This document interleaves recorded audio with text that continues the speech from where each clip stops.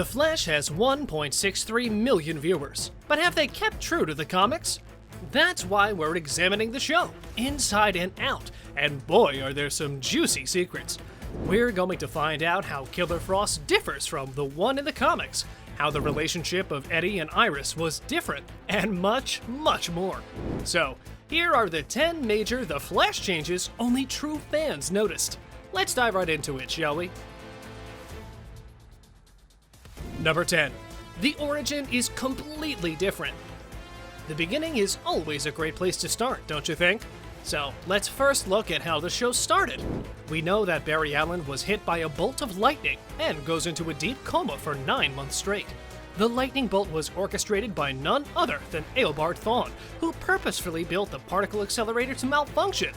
But this is not what happens in the comic book. There, we see Barry Allen working with chemicals in the lab. Suddenly, a lightning bolt strikes out of nowhere, and Barry Allen shatters and spills the chemicals on himself.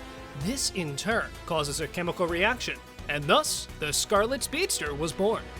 As a fun little side fact, you should know that this lightning bolt was not actually orchestrated by anyone.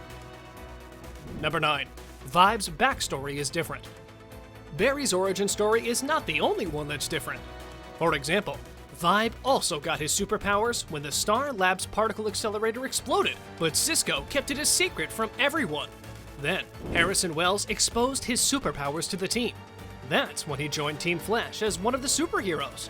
And what's so different in the comics? Everything! Everything is different! In the comics, Cisco Ramon leaves a local Detroit gang called Los Lobos to join the new Justice League created by Aquaman. Thanks to his ability to emit shockwaves, he was recruited to the League, but the team was a little hesitant about recruiting a former gang member. Shortly after, all the doubts were removed when Cisco smashed that like button if you haven't done so already.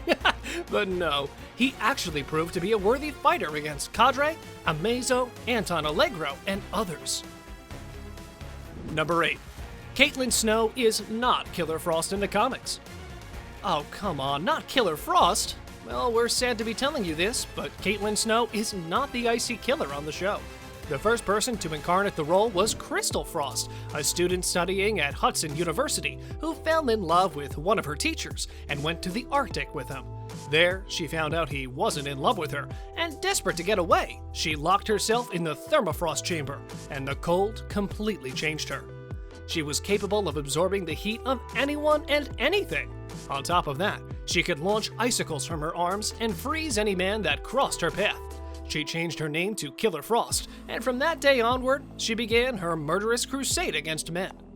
After Crystal Frost died from absorbing too much heat from Firestorm, her friend, Dr. Louise Lincoln, decided to repeat the experiment to honor her friend. Lincoln became the second Killer Frost.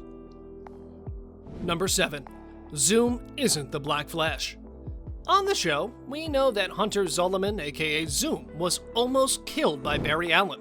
Remembering his rule about not killing anyone, the Flash let the Time Wraiths turn him into the speedster equivalent of the Grim Reaper. And although Black Flash remains the embodiment of death in the comics, Zoom has nothing to do with death. In fact, the comics don't even talk about the origin of the Black Flash. It's just shown as the Grim Reaper that comes to take those speedsters that mess with the Speed Force. That's why Barry Allen, Johnny Quick, Max Mercury, Wally West, and others have all seen him. Only later in the comic book series is it revealed that Barry Allen is in fact the Black Flash because Zoom altered the Speed Force. But it's still not Zoom himself. Number 6. Team Flash doesn't help Barry in the comics. Well, the actual Team Flash that we see on the show doesn't even exist in the comics. First of all, we already said that Cisco Ramon was a gang member who joined the Justice League. Caitlin Snow isn't even part of the team, so that leaves only Barry to work things out all on his own. In fact, that's what actually happens on the show. There's no one by Barry's side, except for his girlfriend, to tell him what to do.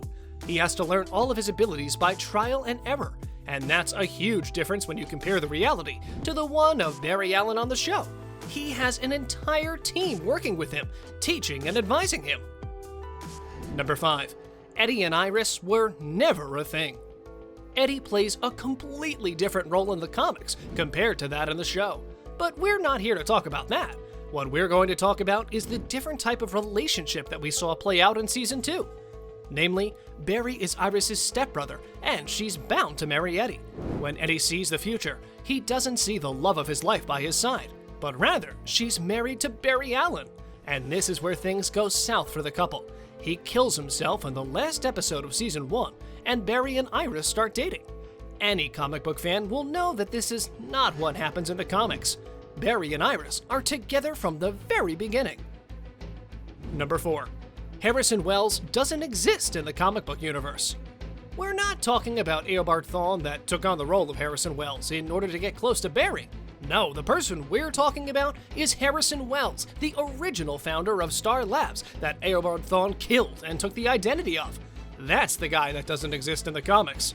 And don't get us wrong, Tom Cavanaugh does a great job portraying the genius Harrison Wells, but that guy was never even talked about in the comics. It's a character that the show made up for themselves. Number 3. Iris West is Wally's aunt in the comic books. On the show, Kid Flash got his superpowers when he got entangled inside the cocoon, and Joe tried to get him out. There was a huge explosion, and that's when Wally West got his superpowers. And we all know that in the show, Wally and Iris are siblings. But in the comic books, this is not the case. Wally is actually much younger than Iris. In fact, he's Iris' nephew. They're still related, but they're not as close in the comics. Number 2. Barry and Iris have twins in the comics, and none of them are named Nora. The end of Season 4 was marked by the appearance of an energetic and positive character that went by the name of Nora West Allen.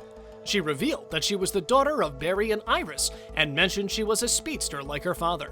But it seems like the screenwriters decided to branch out Barry Allen's family tree because she's not included in the comics.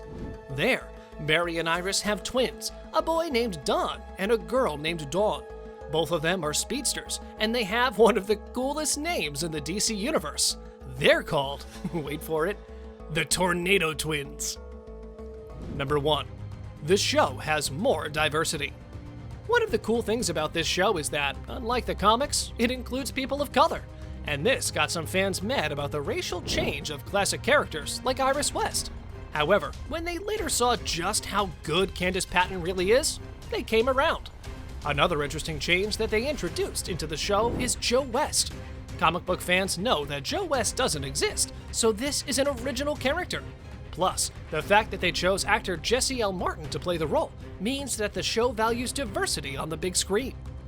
On a related note, please tell us if you know any other major changes between the show and the comics. You can let us know in the comment section below. If you'd like more videos like these, don't forget to subscribe to our channel and hit the bell icon so you never miss any of them. And as always, thanks for watching, guys.